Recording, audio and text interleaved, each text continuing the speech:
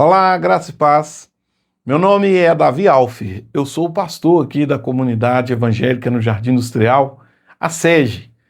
E estou aqui trazendo para você que tem interesse no assunto equipes de louvor e adoração. Estou trazendo uma série de ministrações, uma série de lições e falando com você, compartilhando com você a minha visão a respeito desse departamento da igreja, falando sobre tudo que eu imagino que seria relevante e importante para as equipes de louvor saberem.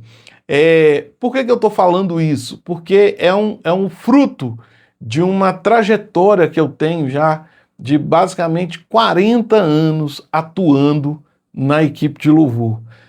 Hoje eu tenho 49 anos, quando eu estou gravando esse vídeo, faço 49 agora, e eu estou na equipe de louvor desde os 9 anos de idade. Então a gente tem muita coisa que já viveu, muita experiência que já viu, e eu resolvi compartilhar isso com você, resolvi trazer para você alguma visão que talvez possa fazer sentido aí para a sua comunidade local, possa fazer sentido para você e também para a igreja na qual você faz parte.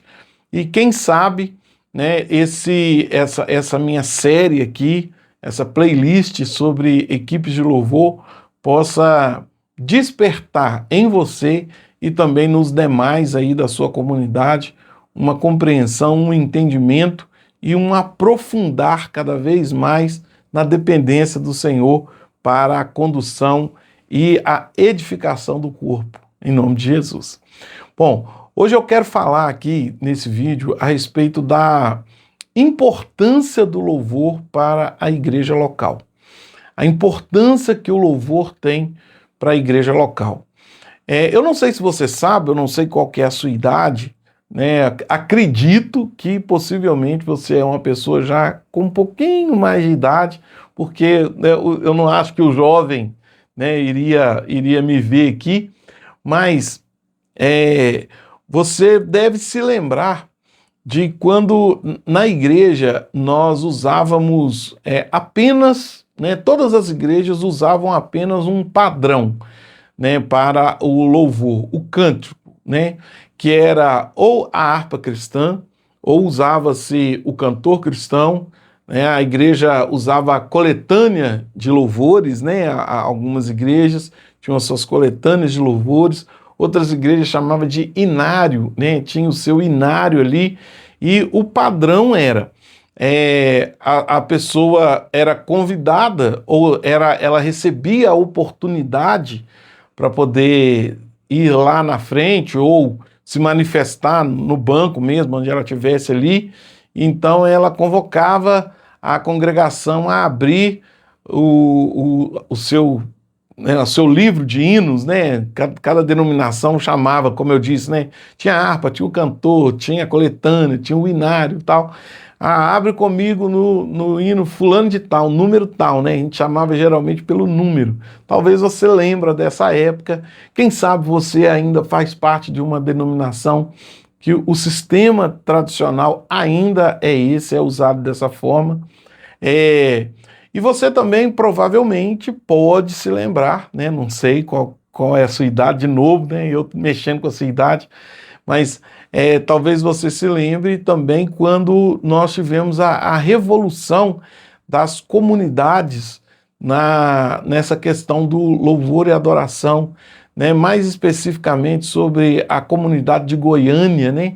Que trouxe um expoente, assim, uma mudança na questão do louvor congregacional, né? Foi uma marca realmente, assim. Nós tivemos alguns nomes envolvidos, né, nessa transição, como antes, um pouco antes, a gente teve os Vencedores por Cristo, né, trazendo também uma marca um pouco diferente na questão do canto congregacional. E junto com a comunidade de Goiânia, nós tivemos a Comunidade da Graça, com o pastor Azaf, o pastor Ademar de Campos. Tivemos também o pastor Azaf, né, que foi também um dos grandes expoentes de uma transição no formato, no modelo no qual se aplicava o louvor congregacional, né? Entre outros também que nós tivemos, muitos outros, aliás, Ministério Coinonia, tivemos Comunidade da Vila da Penha, Daniel de Souza, tivemos muitos outros irmãos que participaram dessa transição, né, dentre a maneira que o culto congregacional, a parte do louvor, do canto congregacional foi sendo alterado e transformado e implementado dentro da igreja pós-moderna, que é essa que a gente está vivendo ela nos dias de hoje. Mas uma coisa que você pode observar junto comigo aí, eu quero te convidar a pensar junto comigo, que mesmo antes, nesse modelo de harpa cristã, cantor cristão, né, coletânea, ou dentro do movimento de louvor congregacional, a partir das comunidades, né, depois nós tivemos uma outra fase ali que se chamou no Brasil de adoração extravagante, né, que foi capitaneado ali pela Ana Paula Valadão, pelo pastor Antônio Cirilo, né, e alguns outros expoentes desse mesmo movimento, né, dentro daquele tempo. Independente do momento, você pode observar uma coisa: a igreja nunca ficou sem o louvor. A igreja nunca caminhou sem ter o departamento de louvor e adoração, as equipes de louvor e adoração. Os músicos sempre foram uma prioridade para a liderança da igreja, né? Uma prioridade no sentido assim, sempre foi necessário ter os músicos, sempre foi necessário ter cantores na igreja, sempre houve essa necessidade, né? Nunca se tratou o assunto de uma maneira assim, vamos deixar de cantar, não vamos ter o coral, não vamos ter o irmão tocando violão, não vamos ter aquela irmã que canta, não vamos ter isso não. Nunca houve aquela ideia de, a partir de hoje, nós não vamos mais ter música, não vamos mais ter louvor na igreja. Não houve isso, nunca existiu isso. Por quê? Por pelo menos dois motivos centrais. Primeiro, porque o culto com o canto, né, o canto congregacional no culto a Deus é uma instituição do próprio Deus, né? É uma instituição que ele mesmo trouxe, ele mesmo orientou, ele mesmo ensinou, ele mesmo, inclusive, determinou determinados detalhes, né? Ele mesmo instituiu isso. Então, quer dizer, não tem como a gente abrir mão disso, sendo que uma vez que o próprio Senhor determinou, como que eu vou abrir mão de algo que foi Deus que instituiu? E, em segundo lugar, né, que eu acredito que pelo menos esses dois motivos existem, é que o canto congregacional, o departamento de louvor, ele é uma maneira, existe uma forma da gente congregar as pessoas na busca pela presença e a manifestação da glória de Deus. É uma maneira, é uma forma, não é a única, mas é uma forma que a gente já sabe que conhecidamente pode ser utilizado para que a glória de Deus manifeste-se naquele culto. Então, assim, todos os cultos da igreja, em todo momento da igreja, você vai reparar que o louvor vai ser usado. Às vezes pode ser uma reunião, né? Uma reunião de liderança, ela começa com um cântico. Pode ser uma assembleia, né? Uma assembleia geral que você está fazendo, vai começar, muitas vezes vai começar com um cântico. Vamos fazer uma visita na casa do irmão fulano. Vai começar, vai ter ali o momento das canções, né? Do louvor cantado. Nós temos o nascimento, vamos apresentar uma criança a Deus aqui no altar, vai ter o cântico. Tivemos o falecimento de alguém, vamos ter um ofício fúnebre, um culto, né, de despedida ali daquela pessoa, aquele membro da igreja, vai ter o momento do cântico, né? A gente não abre mão, porque, como eu disse, é uma das formas que a gente pode ter e usar como uma maneira de trazermos a glória de Deus, trazermos a manifestar da glória de Deus na reunião, na Assembleia dos Santos. Então, existe essa grande importância. Agora, uma coisa, gente, que é muito curioso a gente parar e pensar, é que muitos membros da equipe de louvor não se deram conta ainda do nível de importância que o louvor tem para a igreja local, do ponto de vista da preparação, do ponto de vista do respeito para com a congregação, do ponto de vista, eu faço por excelência, eu faço porque realmente eu entendi que eu fui chamado para isso, eu faço porque eu estou obedecendo a um chamado de Deus, né? Tivemos um vídeo aí há pouco falando sobre convicção de ministério. Então, assim, eu fico muito curioso quando eu percebo que algumas pessoas não se deram conta ainda de que o louvor na igreja, ele é muito importante.